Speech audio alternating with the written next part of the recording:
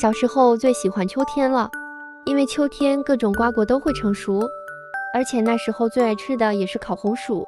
那今天自己从家里做一个烤箱版本的烤红薯，在烤盘内铺上一张锡纸，再准备几个洗干净的红薯。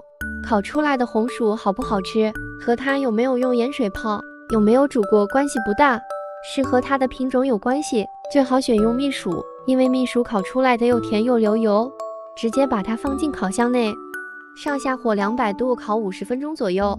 这个要看红薯的大小，如果大一些就加一点时间，如果小就减少一点时间。看红薯烤制的过程就滋滋的流油，虽然烤制的时间长一些，但是它真的好香呀！看看我们烤好的红薯，地瓜油全部都渗出来了。